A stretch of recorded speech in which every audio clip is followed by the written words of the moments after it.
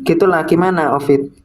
Iya sih, aku sih gini, Ki, pandangan kan gini ya Ki, aku memikirkan ya, belajar dari Bu Sofi, Bang Ki Ahmad, Bang Edis, tapi menurut Ki Ahmad, misalkan kayak ada kisah nih, dua penjahat yang disalib bersama Yesus, yang satunya itu kan bertobat, tapi dia pas bertobat itu kan mungkin pasti nggak belum belajar tentang doktrin gereja, doktrin apa Hmm, kekristenan, tapi dia kan hmm, bertobat sungguh-sungguh dari hadapan Tuhan Yesus, tapi dan Tuhan Yesus bilang kan, kamu hari ini akan berada bersamaku di Firdaus. Kira-kira menurut Ki Ahmad, kalau misalnya nih zaman sekarang nih ada orang ya, misalnya dia udah sakit-sakitan, terus dia di akhir hidupnya bertobat terima Tuhan Yesus, itu apa? Tapi dia belum sempat belajar apa kekristenan secara komprehensif, belum baca-baca patristik bapak-bapak gereja dan sebagainya, belum baca Konsili Nisea, Konsili Konstantinopel dan Kalsedon.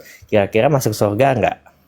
Dia percaya Yesus, tapi dia percaya Yesus Kristus sebagai nah, juru selamat. ini, ini pertanyaan tipikal banget ini.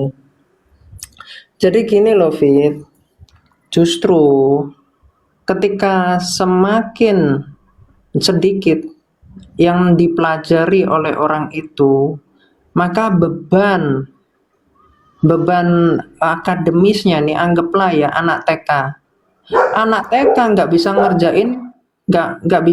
ngerjain atau salah dalam hal-hal yang tingkatannya misalnya SMA.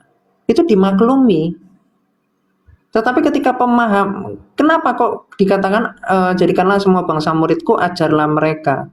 Ya karena supaya tidak mudah untuk disesatkan oleh ajaran-ajaran yang menyesatkan itu tadi dengan filsafat-filsafat. Itu kan berusaha untuk meruntuhkan iman Kristen itu bagaimana caranya?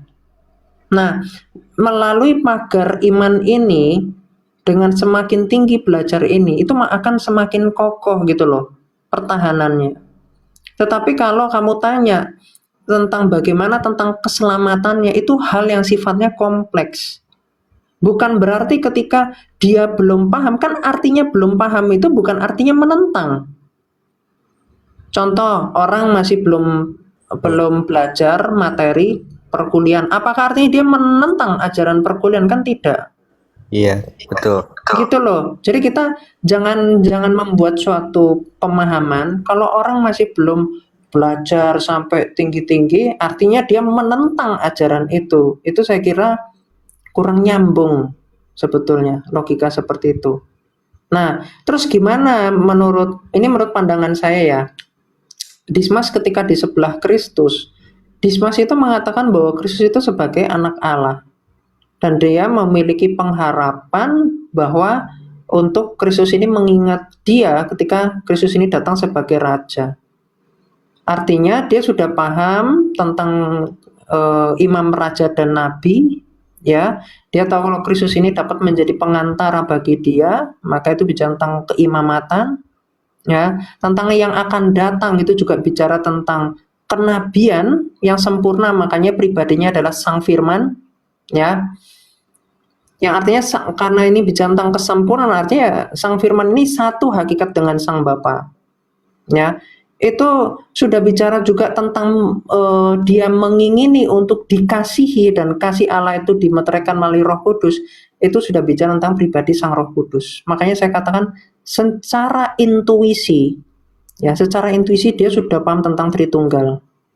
Dan secara jasmaniah juga dia sudah memandang tentang pengorbanan Kristus, sudah memandang kemanusiaan Kristus, bahkan dia merasakan apa yang Kristus rasakan juga kan, sama-sama disalib tuh di situ tuh, mati bersama Kristus, dan dia pun akan percaya bangkit bersama Kristus. Itu dia sudah sama-sama mati dan bangkit, maka melalui darah yang tertetes, dia dibaptis melalui darah itu. Jadi dia sudah masuk pada gerbang iman di situ. Jadi bagi saya dia paham tentang ajaran kekristenan. Trinitas dia paham, kristologi dia paham. Dan pemahaman yang mendalam itu adalah pemahaman secara intuisi sebetulnya. Secara batin dia memahami hal itu artinya batinnya sudah disembuhkan. Karena Tuhan itu memahami, walaupun mulutnya tidak bisa berkata, Tuhan sudah memahami apa yang ada di dalam lubuk hatinya. Makanya Kristus menerima dia Kalau dia sebagai pemahamannya bidat, dia menentang Tuhan, tidak mungkin di situ Kristus yang Maha Tahu malah menerima dia. Tapi gini loh Ki, menurutku kurang fair ya. Ketika gini, kita ini kan lagi ngomong pengajaran. Nah, ngomong tentang pengajaran, doktrin kekristenan ya, ajaran kekristenan yang benar kayak apa, itu langsung, oh artinya kalau nggak paham itu surga neraka, surga kah atau neraka kah? Kan lagi nggak ngomongin masuk surga atau masuk neraka.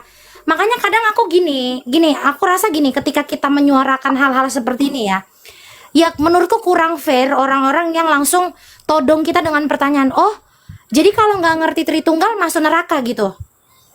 Itu yang menurutku kurang fair. Kenapa? Karena yang kita bicarakan bukan tentang itu. Kita sama-sama tahu bahwa penghakiman itu milik Tuhan, pengampunan itu milik Tuhan. Kita sama-sama tahu itu. Tapi kita lagi nggak ngomongin itu. Kita lagi ngomongin ajaran yang benar itu seperti apa. Masalah orang itu mau ngikutin atau tidak kan ya udah. Nah, yang aku heran ketika kita langsung ditodong dengan pertanyaan seperti itu loh. Oh, masuk surga atau masuk neraka? Ya menurutku itu kurang fair. Karena nggak bukan kita hakimnya. Kita lagi ngomongin yang mana yang benar. Apa yang Alkitab katakan kayak gitu loh. Apa yang para rasul ajarkan. Kayak gitu loh. Iya. Itu maksudku jangan kita bawa ke berarti nggak ngerti Tritunggal surga, nggak ngerti Tritunggal neraka, yang ngerti enggak, kita lagi nggak ngomongin itu loh. Itu yang harus teman-teman kita semua pahamin. Jangan dihakimi ketika orang lagi berbicara tentang ajaran kekristenan itu seperti apa gitu loh. Itu loh maksudku teman-teman ya.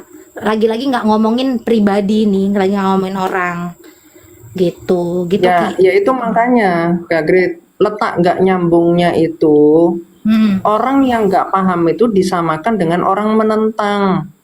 Betul Kan beda, orang nggak paham itu bukan artinya menentang loh. Kalau menentang masuk neraka memang. betul.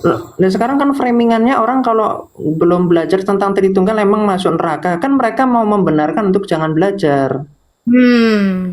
Gitu loh. Betul. Terus halus-halusnya jangan belajar itu untuk menentang gitu loh. Halusnya ke situ. Ya, kita tuh disuruh milih gitu loh Ki sekarang ini, ya enggak sih, kayak dipaksa harus memilih gitu. Sedangkan gini, perintah Tuhan Yesus itu jelas loh. Jadikanlah semua bangsa muridku dan baptislah. Kita tuh disuruh jadi murid. Jadi murid itu apa sih? Tugasnya jadi murid itu belajar. Nah, setelah belajar dibaptis, apakah kita berhenti jadi murid? Enggak. Tetap disuruh apa? Ajarkan. Untuk apa? Untuk melakukan itu. Jadi kalau kita sudah tahu kebenarannya seperti apa, tapi kita menolak untuk apa namanya, menyampaikan apa yang sudah diajarkan atau melakukan yang sudah diajarkan itu, ya berarti kamu sama aja menentang amanat agung itu loh. Baca lagi tuh Matius 28 19 sampai 20. Bunyinya itu seperti apa? Kadang gini, orang-orang cuma baptis lo, enggak. Kita tuh disuruh jadi murid, disuruh belajar gitu ya teman-teman di bawah ya. Lagi-lagi ini bukan bicara ini ya, karena kan sekarang lagi rame, kita nggak ngarah ke situ. Aku nih ya kadang dengan yang sekarang terjadi tuh Ki, kadang kita dibuat dilema gitu loh ya, nggak? Coba perhatiin deh, disuruh harus milih. Kadang